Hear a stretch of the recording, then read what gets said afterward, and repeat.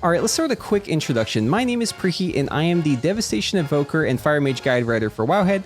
I also stream on Twitch and I play a lot of Devastation Evoker there, so if you want to go check it out, it's twitch.tv/Preheat if you want to watch me do keys and do all the new content coming in 10.1.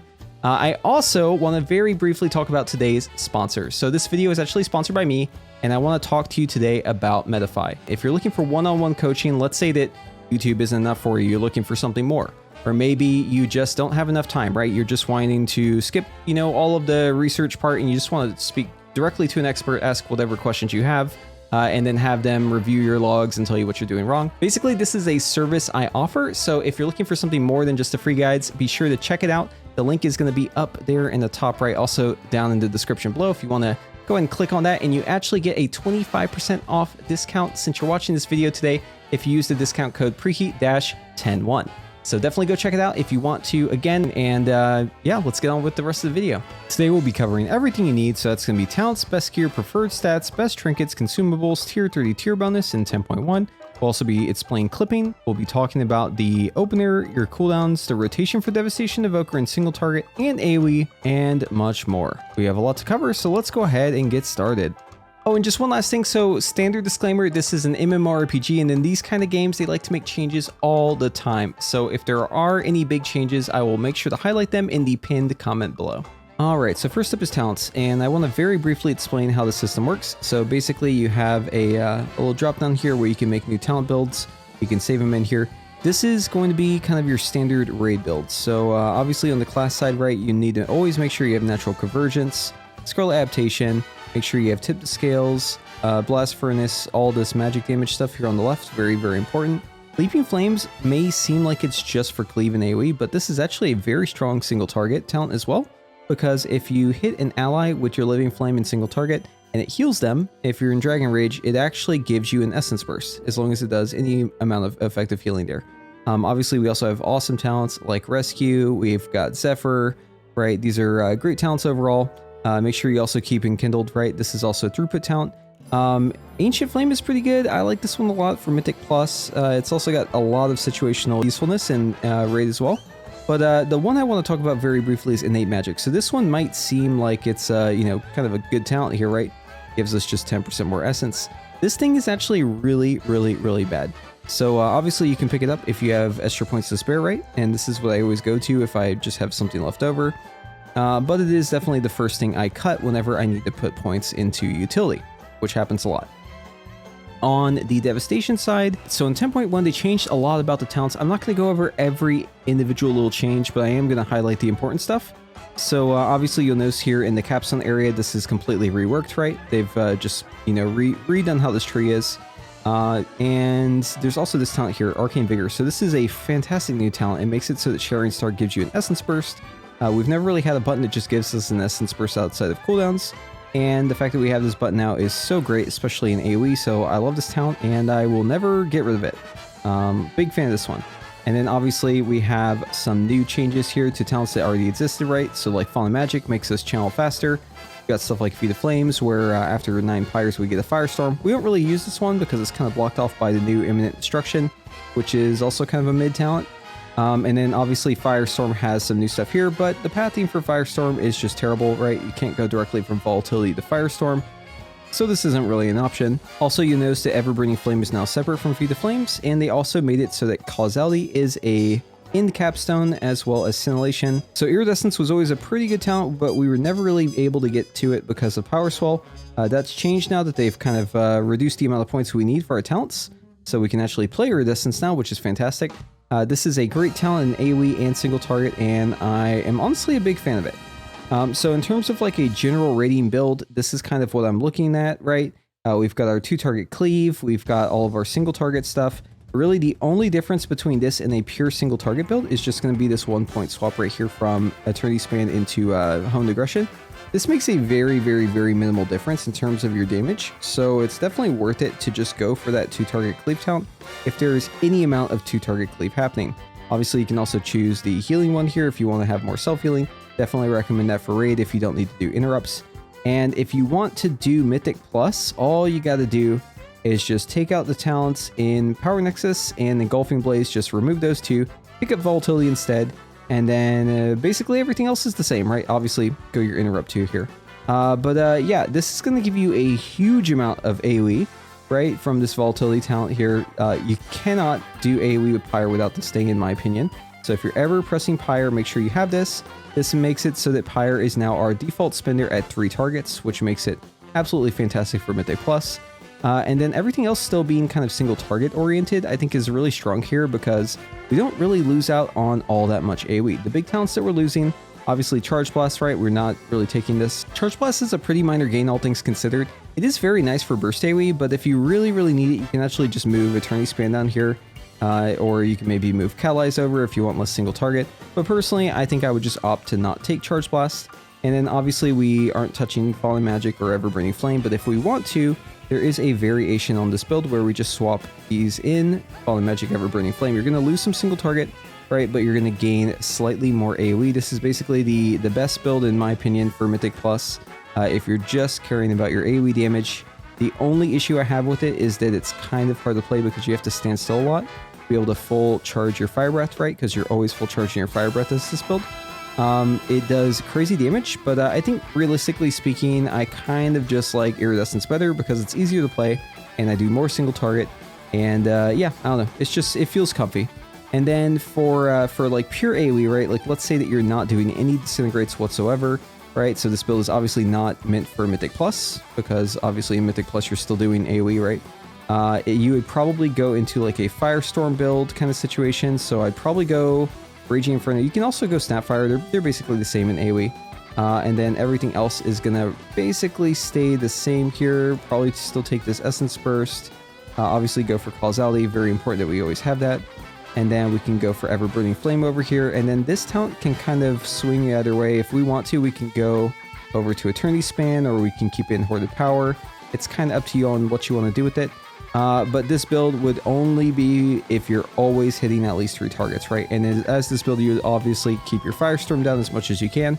But Firestorm obviously has issues if the tank moves at all or if anything else is happening. So yeah, this one is pretty fun to play in like a council kind of fight. But in the next raid tier, we don't really have any council boss. There isn't really like a good use case for this build. The reason I'm including it is because it may end up being useful in the future. All right, so to talk about gear, we have to first talk about stats. So Mastery is going to be our best stat, but it does diminish after 5,400. Pretty much after we reach this level, other stats become better, specifically Crit and Haste. And Crit's going to be slightly ahead of Haste, but you actually want to have kind of an equal mix of the two. And then Versatility is bad. We just don't really want to use Versatility at all. When it comes to Embellishments, this one actually takes a little bit of explaining. So obviously, Acidic Treads are going to be at the top here. This is a single target sim. So of course, in single target, they're going to do very, very well. These are an embellishment that don't really do anything for us in AoE, right? And I'd say that that's probably their biggest shortcoming. Obviously, they also make us slow permanently, and that is not great. Being slower permanently by 10%, especially when your range is 25 yards, is not ideal. Obviously, having any downside is not ideal, but I will say the bigger thing to me is just the fact that they don't really have that additional value with multiple targets. That being said, though, this tier is an extremely single target tier. When it comes to the raid, I don't think I've ever seen a tier where there is this many pure single target fights. So if there's any tier to actually use these boots, it's this one. Okay, so obviously keep those in mind, but because there's kind of a shortage of sparks, like you don't really have a lot of sparks to be playing around with, unless you have just one laying around, I don't really think I would craft Acidic Treads, at least not early on. When it comes to Shadow Flame, this is a new embellishment that basically makes us deal damage and it stacks up on the mob and it also makes us deal damage to ourselves. This one's really nice because we can just add it to a pre-existing item. So if you already crafted something with the spark previously, you can just slap it on there, right, and get that new embellishment right away and replace your lariat as long as you have a backup necklace. And the adaptive arm guards are just generally good. I will mention that in the sims for this one, it actually doesn't have the damage taken effect enabled. So you'll notice here, like they actually show up really, really high on this tree here, Shadow Flame with adaptive. These things are fantastic. Not even accounting for the crit and the verse buff here, obviously. And the reason why I really, really like these bracers is because if we pair them with Shadow Flame, then we have a damage taken that's always going to be happening on us. It's a very small amount of damage. It's probably not going to be lethal to us, but it will enable us to proc these bracers. And obviously just, you know, having that flat stat on them is great, right? But they do require some new materials, and because this is a new item, unless you have a spark laying around, you will not be able to craft these unless you use a Shadow Flame Spark. I'm not going to explain exactly how the system works, but I will say this. Shadow Flame Sparks we get once every 2 weeks, right? So you will not be able to get a whole bunch of them right away. And the first one that you use should probably not be anything other than a weapon.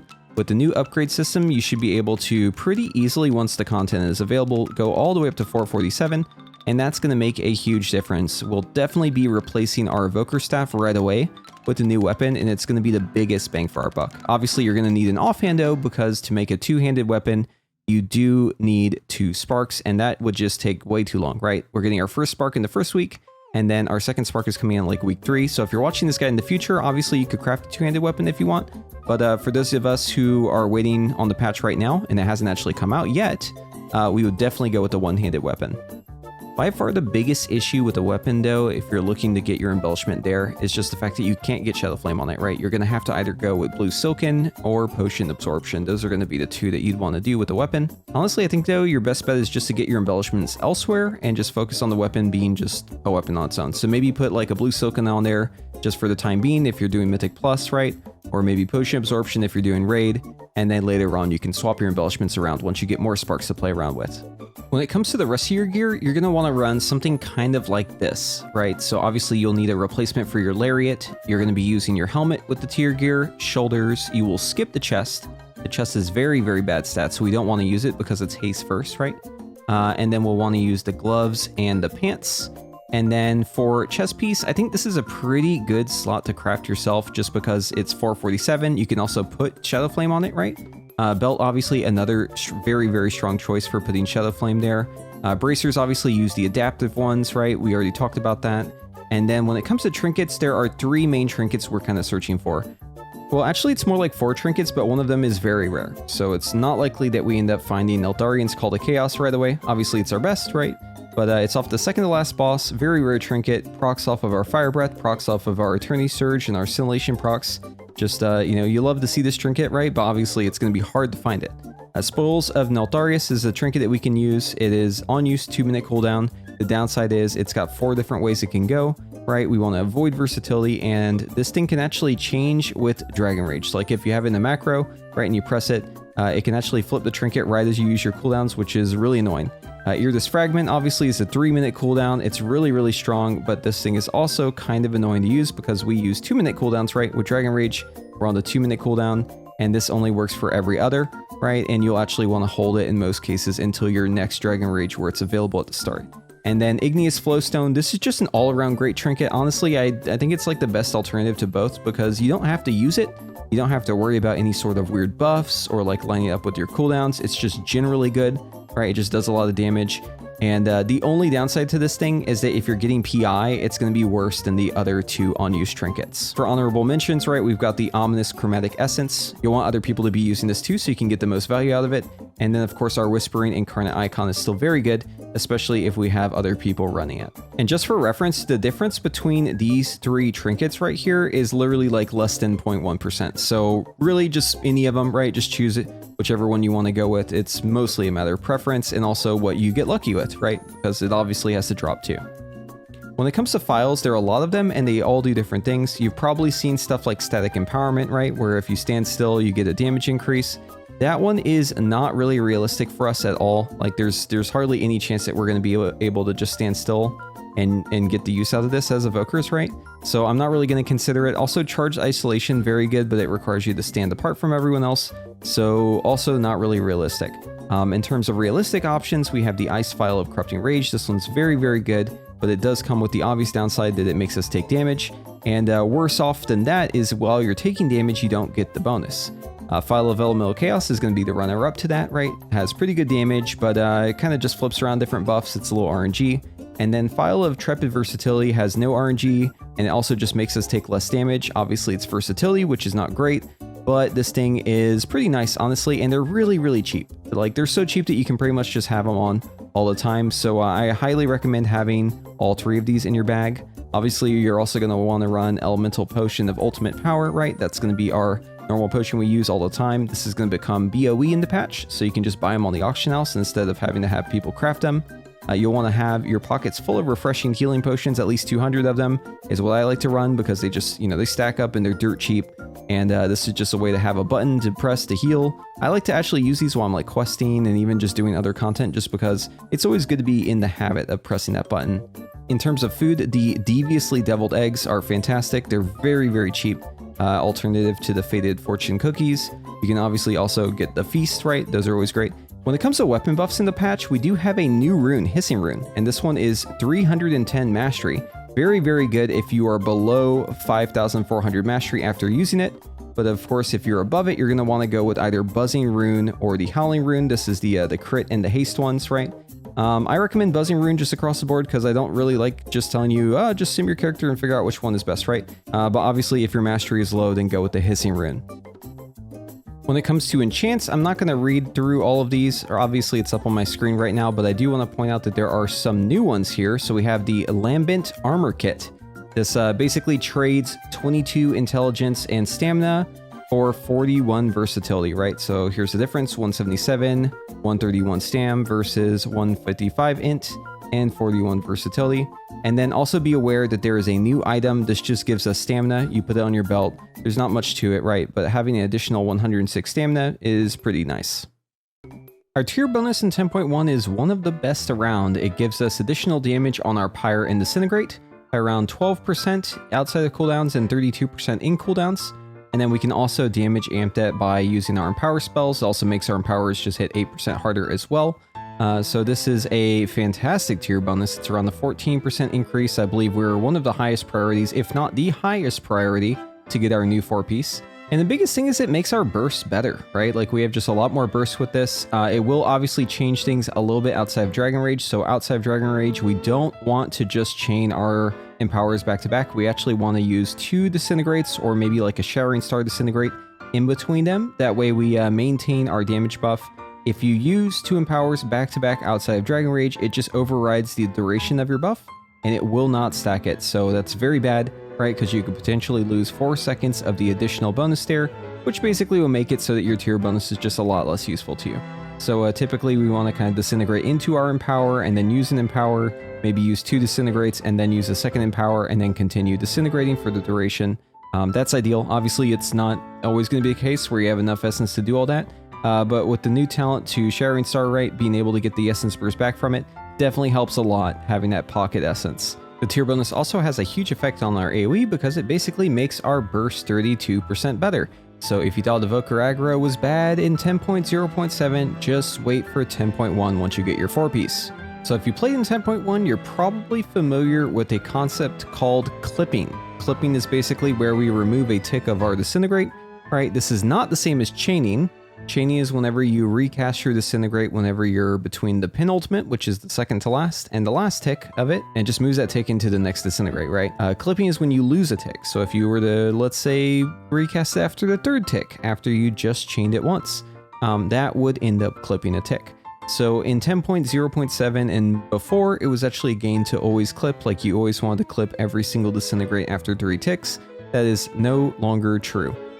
So it's a little bit more nuanced than just saying that clipping is completely gone. We don't have time for it today, but I do plan to make another video to talk about it. But just know that clipping itself, for the sake of clipping, or like early chaining for the sake of early chaining during Dragon Rage, the gain that you can get from it, if there even is a gain, is extremely small. We're talking about stuff like 0.2%, right? So it's really just a matter of preference. If you don't like clipping, you don't have to really clip at all. You can just play letting your Disintegrates go fully, right? The only exception, obviously, is spells that are higher priority. So your Fire Breath, your Eternity Surge, your Shattering Star. These spells are higher priority, and you should use them right away, even if you're chilling. Another notable exception would be early chaining if you're capped on Essence. So if you're just sitting on, max Essence, you can go ahead and early chain starting at the 3rd tick. And then also, if you have 2 Burnout procs and you're just sitting on those, right? So you can't hold a 3rd. You're going to want to use one of them right away because whenever you channel Disintegrate, your chance to proc Burnout is higher due to Catalyze, right? So it's more likely that you're going to get another proc. And if you already have 2 and you're channeling Disintegrate, you're going to munch one, right? And then the last example is in the very, very last 2 globals of Dragon Rage. You want to always try to end your Dragon Rage with at least 1 Essence Burst bonus points if you can have 2 as you end it. So once again, just to recap, we are only clipping a Disintegrate cast with a higher priority spell inside of Dragon Rage, or with special circumstances like we're holding too many procs of Burnout and we just need to get rid of one, or our Dragon Rage is ending and we want to end with 2 Essence Bursts, right? And we are always chaining Disintegrate. Chaining Disintegrate is great. We love chaining Disintegrate because it gives us such a big window to re-up our Disintegrate, right? Like if it wasn't for chaining, we'd basically have to always wait until our channel completely finishes and then press it basically the millisecond it finishes to get the next channel started, right? And that's just really not fun. This is just a pandemic effect. You're just adding the tick into the next Disintegrate. So you're going to be chaining inside of Dragon Rage, outside of the Dragon Rage, just all the time. Make sure you don't have any downtime by chaining. You're going to be early chaining in and out of Dragon Rage if you're capped on Essence, just to get your next Disintegrate going, right? We don't want to be sitting on capped Essence for too long. That's going to be after the 3rd tick of Disintegrate. And then we can also early chain inside of Dragon Rage if we want. That's not a requirement though, like it's a 0.2% damage increase. We also clip inside of Dragon Rage on Disintegrate whenever Fire Breath comes off cooldown, Eternity Surge comes off cooldown, Shattering Star is available, or if we have 2 Burnout procs. Also in the last 2 GCDs of Dragon Rage, make sure that you use Azure Strike and Living Flame instant cast with Burnout to be able to basically finish up your cooldown with 2 Essence Bursts whenever possible. Alright, so when it comes to your new 10.1 opener, I know a lot of you probably have the staff. I'm going to go ahead and use the staff here, but obviously, you know, we're going to replace the staff pretty quick. But anyways, it's going to be a pre-cast Living Flame into your staff cast, like so. And then once your staff is finished, we're going to be using Dragon Rage into Fire Breaths, into Shattering Star, into Tip the Scales Eternity Surge, and then we're just going to be casting our Disintegrates, like we said, using our Living Flame procs as we get them. Make sure you're also chaining your casts, right? Always want to be chaining there. Clip if you got a 2 stack of Burnout, like so. Also clip if you've got Fire Breath available, Eternity Surge available, Shattering Star with without having 2 Essence Burst, right? We want to make sure we don't munch an Essence Burst proc there. And just continue along with the rotation. As Dragon Rage ends, get that last Essence Burst, and then you're just going to be using your Empowers basically as they come up, but do not munch your 4-piece, right? Obviously, we want to make the most of our 2-piece, and the way that we do that is by spacing out our Empowers. Use Shattering Star kind of on cooldown whenever you're able to get it in there, and then use your Burnout procs, right? And just spend your Disintegrates. Try to chain it as much as possible. We never really clip outside of Dragon Rage. We don't really chain outside Dragon Rage unless we have too much Essence, like we're seeing on capped Essence. And it's really just a simple rotation, right? And the big thing is we're looking at our Dragon Rage and we're keeping in mind when it's coming off cooldown. And as we approach our Dragon Rage cooldown, we're going to stop using Fire Breath whenever we're around 6 seconds out from Dragon Rage, and we're going to stop using Eternity Surge whenever we're about 10 seconds out from Dragon Rage. And obviously make sure that you use Dragon Rage just as it comes off cooldown, right? And a lot of the cases, I think we're going to have PI as well. So obviously you're going to want to make sure that your Dragon Rage is every 2 minutes, right? Because that way it fits with PI really well. But if Dragon Rage does come up for whatever reason, your Fire Breath and Eternity Surge aren't available right away, make sure that we get them available as quickly as possible. They don't have to be available in the first like 2 globals of Dragon Rage anymore, but you definitely don't want to be holding on to them for more than, let's say, 5 seconds, right? Make sure that you're getting those out right away whenever you can. In AoE, obviously, we want to start the key with Tip the Scales, right? Because we can have it up before the key starts. Use your Shattering Star and then Dragon Rage whenever it's available. Use the Shattering Star before the Dragon Rage specifically because we want to amp the damage of the Dragon Rage initial explosion. And then you can do a rank 1 Fire Breath as your first global there if you want, or you can go with a max rank. It's up to you. Obviously, if you have Tip the Scales already on your character, you just, you'll send it max rank regardless, and then you'll still have Tip the Scales available, right? And then after that, we're pretty much just trying to full charge our Fire Breath in most cases. And then in most cases, we're also just trying to use Eternity Surge, and we're trying to match it to however many targets there are. There is kind of one exception though. I kind of go back and forth on this, but usually at 5 targets, you actually want to go for the level 2 Eternity Surge as opposed to level 3. But either way, as long as you're doing one of those 2, it's probably going to be just fine.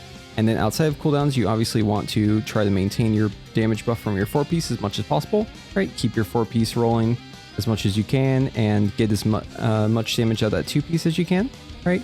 And yeah, just keep sending your empowers on cooldown. Keep using your Leaping Flames procs whenever you get them. Spend your essence. It's pretty much the same as it is on the current patch. The only difference is that your Pyre has a longer travel time, and you don't get the cooldown reduction until your Pyre actually hits. That's the biggest thing, right? So in terms of like AoE damage, the biggest adjustment is definitely just to do with Pyre, but it's also going to be a lot more cooldown reduction, you'll notice. Another thing that's really important is that you do not over empower your spells as your Dragon Rage is ending. So if you're in a situation where you're going for that additional empowerment level on Fire Breath or Eternity Surge is going to cost you Dragon Rage uptime, you want to make sure that you go for the lower level empower so that you can keep your Dragon Rage going as long as possible. And obviously use your empowers as soon as they come off cooldown. Like just now in the video, you notice I had the Eternity Surge there for a global. I didn't use it right away. You want to make sure that you're always using it as soon as it becomes available, right? Do not hesitate at all when it comes to that. And you can actually get some pretty insane Dragon Rage uptime in this patch just because of how causality works, right? And obviously being able to use Pyres really, really quickly. You notice here I'm going for the level 1, right? Because I want to be able to carry this Dragon Rage as long as I can. Level 1 on the Eternity Surge as well, right? Just trying to get as much out of this as I possibly can. I plan on making another video guide with a specific focus on rotation in the future, but for the time being, if you want to, go check out my guide on Wowhead. The link will be in the description below. It's got graphics, it's got these rotation tools so that you can see more information, and it should have everything that you need to know. And obviously, if you don't want to read the guide, right, you can just wait for the next video to come out, the part 2 to this one. But it might be a while, right? Because I want to make sure that we solidify kind of how the rotation works before I go for that. But what I gave you so far should be enough to get you started, and you should have a pretty good idea of what you need to do based on what we've discussed today. All right, congratulations. You made it to the end of the video. This is your sign to press the sub button. If you like this video, also give it a thumbs up, right? And if you want to see more of my content after you click the sub button, click that notification bell so that you get notified whenever my videos come out. If you want to see more gameplay, more examples, right? I'm trying to keep this video under 30 minutes. So you can check me out on Twitch. You can ask me questions there. Definitely looking forward to this patch. Looking forward to enjoying Evoker. I'm sure a lot of people are hyped about this. Evoker's looking really, really good. So hopefully this guide helps you out. Anyways, thank you all for watching. We'll see you in the next one.